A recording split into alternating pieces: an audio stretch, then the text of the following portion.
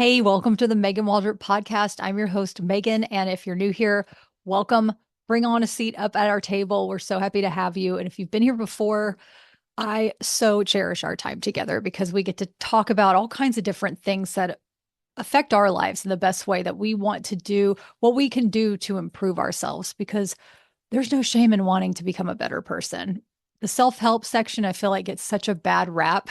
People are like, I don't want to get caught dead in the self help aisle. And I'm like, I want to live there. I want to better myself all the time. And so that's what we do here. We're just talking about different concepts, topics, beliefs, whatever.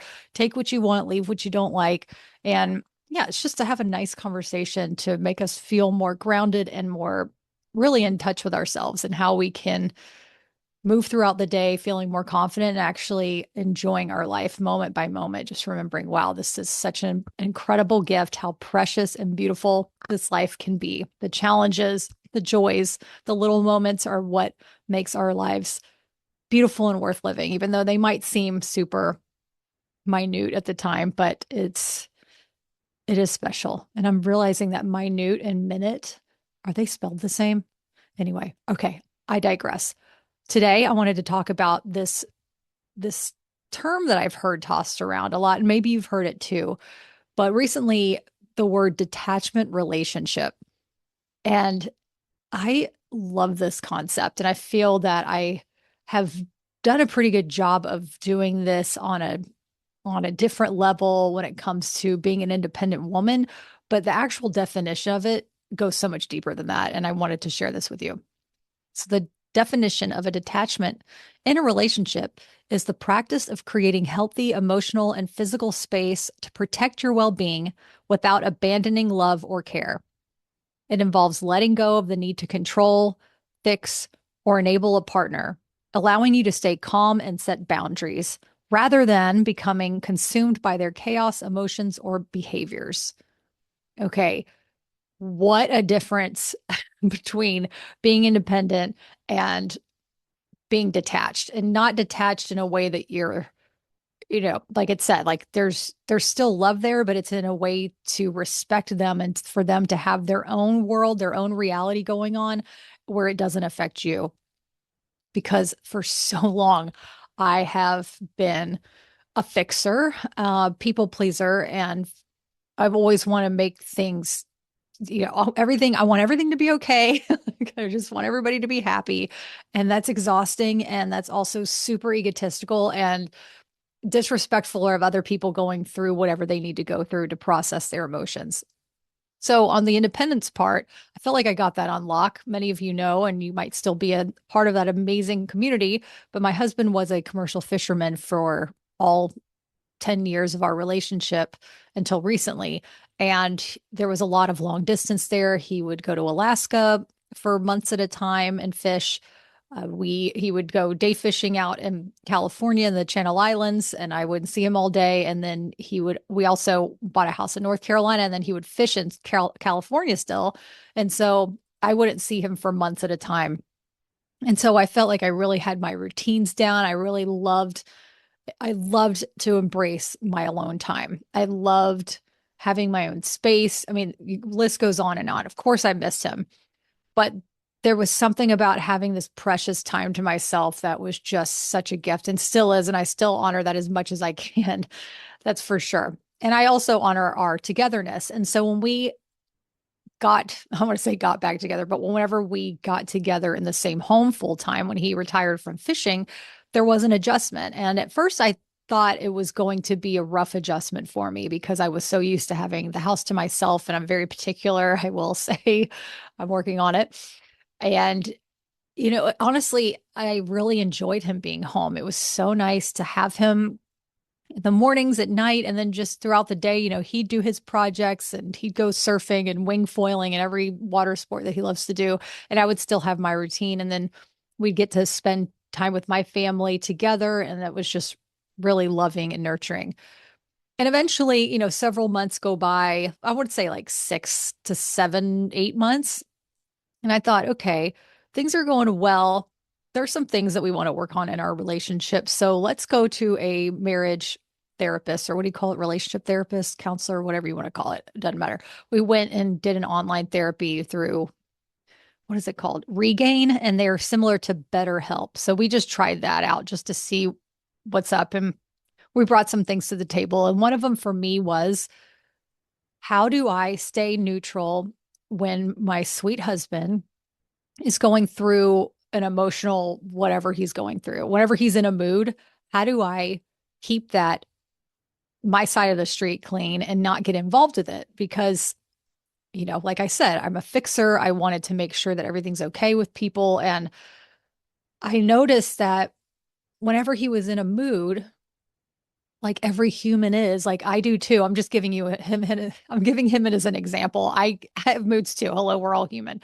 But I noticed that I would try to dig in and want to talk about things, and like it almost made it worse, and it's the difference between having something in our relationship that we wanted to work on and then having time to actually communicate that to each other.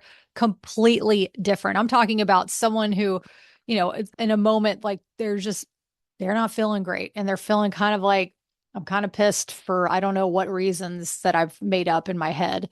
And that's their thing. You know what I mean? Not like, oh, we have a relationship issue that needs to be discussed. Like, yes, communicate ad nauseum for that.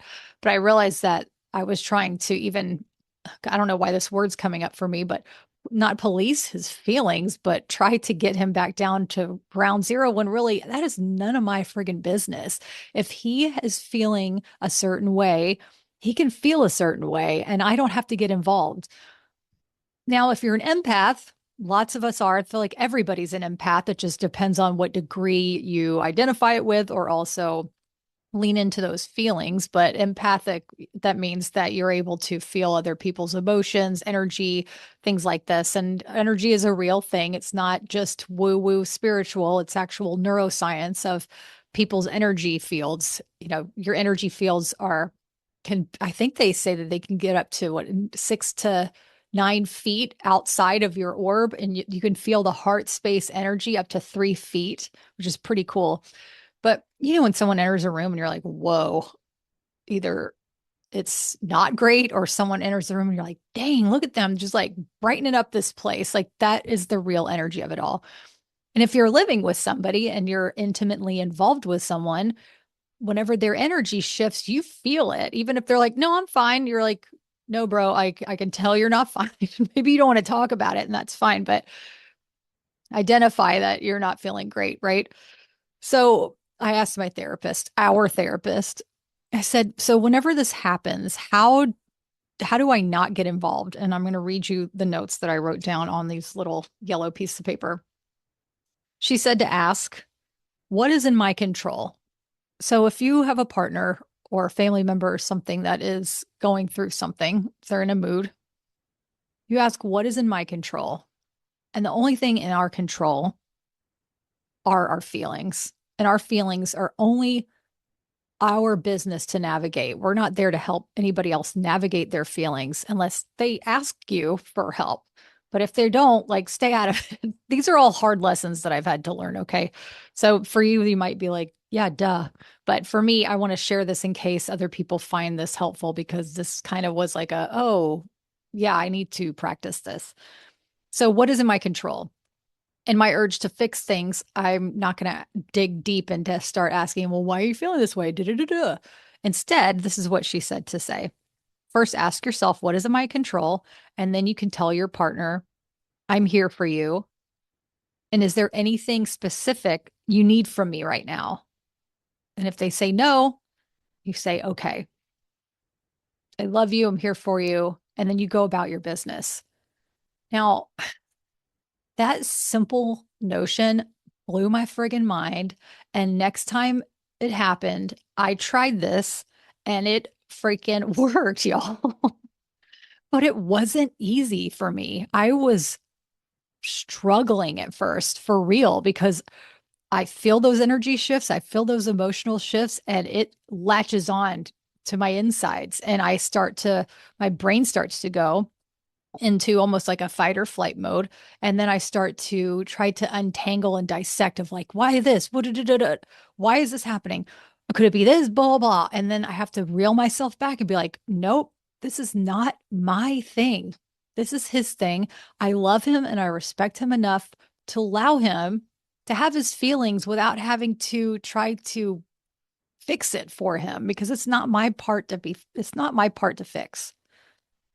It took me a while though to get adjusted to this. It took me, I would say, I don't want to put a time on it because everybody's different, but it wasn't 5 minutes. Okay. It wasn't 30 minutes. Okay. It took me a while to finally feel okay and regulated enough to let him do what he needed to do. And it was interesting because I also, the next day or later that night, we hugged or whatever we didn't have to go into why, but we got back together. Things felt like there were more even for him emotionally. Like he was able to process it. When I say we got back together, I mean like we hugged. Like at that point, we were connecting again. And the next day I asked him, I said, that was a really profound experience for me because my first gut instinct is to want to make everything better and to interject and to like tap dance and create a charcuterie board and make everything copacetic. I'm exaggerating, but that's how it feels like trying to make everything okay.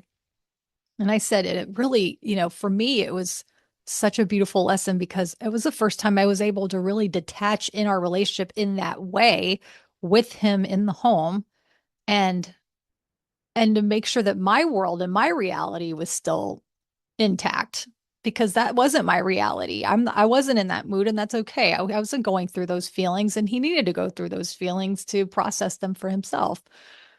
And it's interesting because I recently heard that say people are portals. And so you want to be careful on who you interact with or how you go down, how deep you go into their portal. And it's so true because people are portals. They can pull you into their feelings and emotions. And next thing you know, you're like, what the hell happened? Like I was fine. And now I'm feeling angry or I'm pissed or I'm upset or whatever it is. But that was such a profound thing was ask myself, what's in my control? Okay, only my feelings are in my control. To tell my husband, I'm here for you. And is there anything specific you need from me right now? And so to go back to the next day, when I told him, like, wow, that was really hard and also freeing for me. I'm so glad. I said, well, how did that feel for you? Because usually I am jumping in. And he felt more supported. He said that it felt like it gave him the space that he needed to just be. And he felt, yeah, like it was me not doing anything was the most support I could give him at that moment. And he felt that and he needed that space. And I loved to hear that. I'm like, okay, this is amazing. Therapy is amazing. These simple reminders that we know. I mean, these are things that we know, but have to be reminded of because our brains are incredible machines. They go 1,000 miles an hour, but sometimes we need to be reminded of the simple things. How do I not get involved? And how do I have this detachment in our relationship to where it serves both of us in a way that's supportive? Hey, I created a really cool freebie for you, and it's for the person who needs a reset but doesn't have a ton of time. And honestly, is that any of us throughout the day, all the time? You can check out the Calm Compass. It's a free guide with super simple tools you can use in under a minute, like breathing exercises, attention release, and little micro moments of calm. Honestly, you can use them anywhere, anytime, perfect for your desk, your car, or even the grocery store line. I'm telling you, I use these all the time. Life changing game changers. You can grab it free at meganwaldrop.com/newsletter, or I'll put the link in the show notes. It was an interesting experience. I would love to know if that ever helps you in the future, just to know like, what is in my control? Is there anything I can do for you in this moment? I'm here for you. I mean, that's all you have to ask yourself. Yeah. It's the simplicity of being in a relationship, the attachment relationship. I've had a podcast before, I don't know if you heard it, but about how sleeping in separate beds have saved our relationship. So in that we have sleep detachment, mandatory cuddling before, so we get that intimacy, but we have the sleep detachment, the emotional detachment though. That was the that was the difficult one. And the emotional attachment within just being a human and having moods, because we all have them. That was really interesting. And for me, it feels that these are the tools that you need for me personally. I'll just speak for myself to have lasting relationships, to have relationships that feel that they're not draining. Excuse me, to feel like not one person is carrying a heavier load than the other, to actually not only have a relationship, but an actual partnership. Because the relationships, there's so many facets to it. And to me, it feels that it's friendship, number one.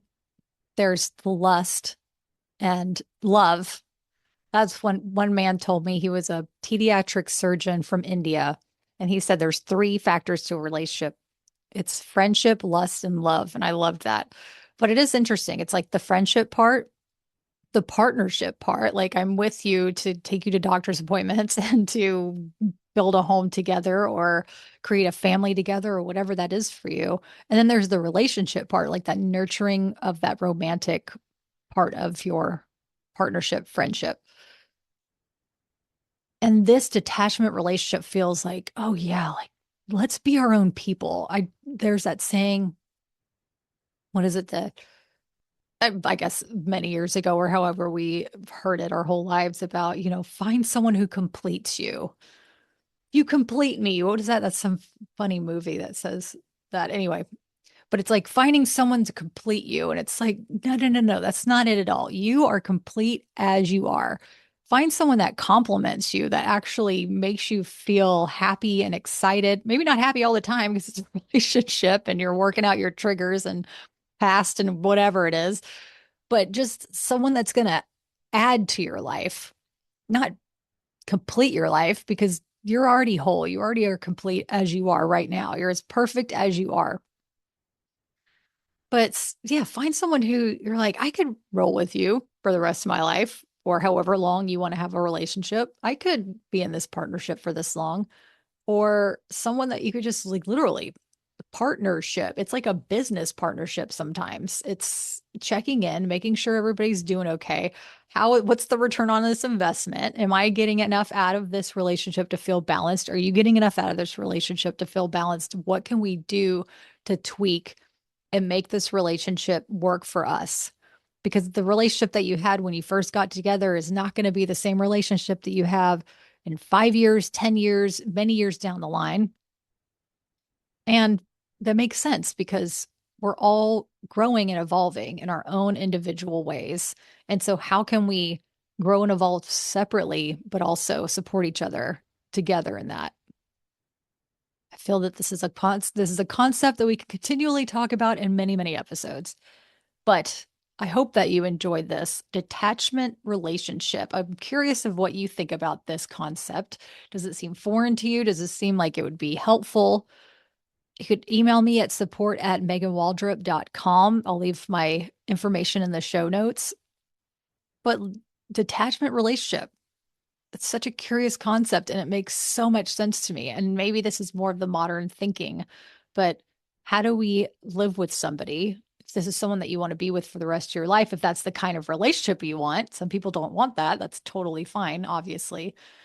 But for us, it's sleeping in separate beds, mandatory cuddling, and this detachment relationship, which has really been such a game changer. And I hope that it has been helpful to learn, or maybe something that you can implement into your life if you feel like it might be helpful. So thanks for listening. I'll see y'all next week. If you see me on YouTube, I'm waving to you right now. And thanks for being here. Until next time.